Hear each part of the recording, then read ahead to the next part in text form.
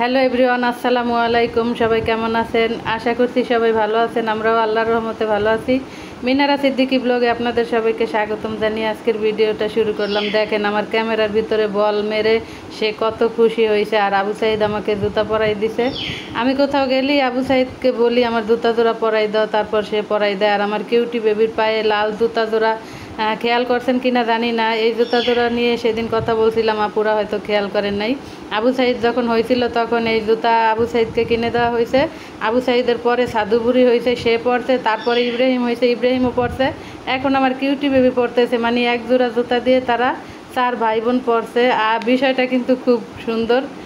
আর এই তো এখন তারা মা ছেলে মেয়ে সবাই মিলে রেডি হয়ে গেছে। আমরা রাতুলদের বাড়িতে যাব, আমার বড় বোন, তারপরে কিউটি বেবি, আবু সাইদ, মা, আমার মহারানী, আমার ছেলে যায় নাই, আমরা সবাই গেছি। আর এই তো এখন ভাই বোনের ভালোবাসা রাস্তার ভিতরেই তারা ভালোবাসা শুরু করে দিয়েছে। আর আমার লেট লতিফ আসছে। আমার মহারানীর একটু লেট হয়ে যায়, কোথাও যেতে হইলে সে একটু রেডি হইতে হইতে তার দেরি হয়ে যায়।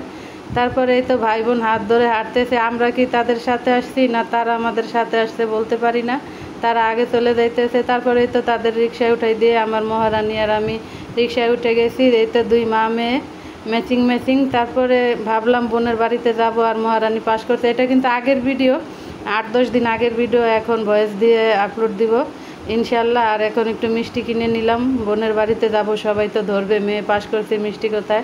আমার মহারানীর জন্য একটা মজু নিয়ে নিলাম, সে তো মজু অনেক পছন্দ করে। তারপরে তো ঘাটে এসে পড়লাম। আমার কিউটি বেবি বলতেছে তার মাকে আমার হাত ছাড়ো, আমি একা একা নেমে যাব। তার মা তো কিছুতেই হাত ছাড়বে না।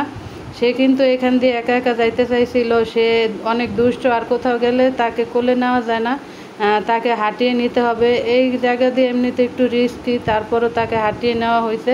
আর এই তো রাতুলদের বাড়ির সামনে এসে পড়ছি, এখানেও সে কোলে উঠবে না, সে হেঁটে হেঁটে যাবে, লক্ষ্মী বাচ্চাটা আমার।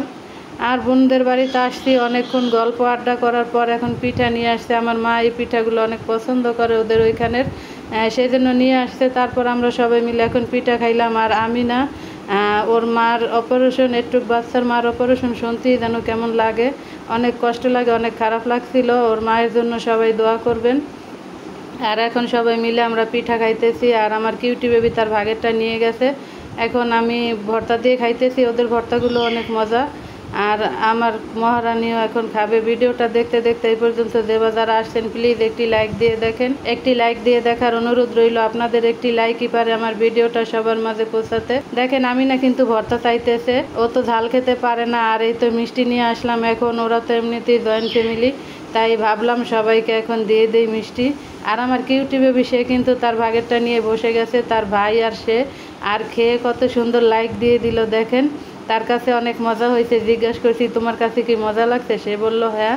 আর এই তো আমার বোন আমার জন্য এখন চা নিয়ে আসলো, এখন চা দিয়ে তারপরে চিতই পিঠা দিয়ে খাবো। কে কে খাইছেন অবশ্যই কমেন্টে জানাবেন।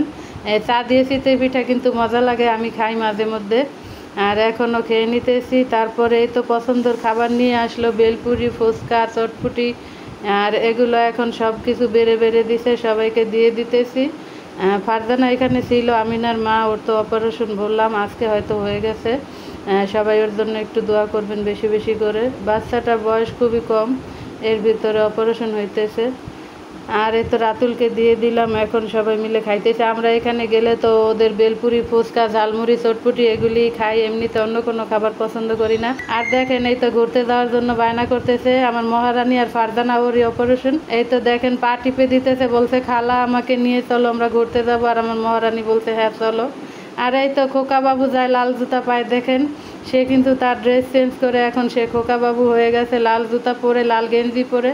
এখন সে আবারও একা একা হেঁটে হেঁটে যাবে, তাকে তো ধরা ছোঁয়ার বাইরে, তাকে কোলে নেওয়াই যায় না, সে কোলে ওঠে না। রাস্তাটা এমনিতে একটু ভালো না, তারপরও তাকে ছেড়ে দেওয়া হয়েছে। তারপরে বাড়িতে আসলাম, তো পাশের ফ্ল্যাটের আন্টিরা কক্সবাজার গেছিলো, সেখান থেকে অনেক রকম আচার নিয়ে আসতে, সেইগুলো গিফট করলো। এখন সেইগুলো 2 মা মেয়ে মিলে খাবো, খেতে খেতে বিদায় নিয়ে নিব। আজকের ভিডিও এইটুকুই। ভিডিওটা ভালো লাগলে লাইক, কমেন্ট, শেয়ার করে আমার চ্যানেলটাকে সাবস্ক্রাইব করে আমার পাশে থাকবেন। যারা যারা করছেন সবাইকে অসংখ্য ধন্যবাদ। অবশ্যই একটি লাইক দিবেন, সুন্দর একটা কমেন্ট করবেন। সবাই ভালো থাকবেন, সুস্থ থাকবেন। আল্লাহ হাফেজ।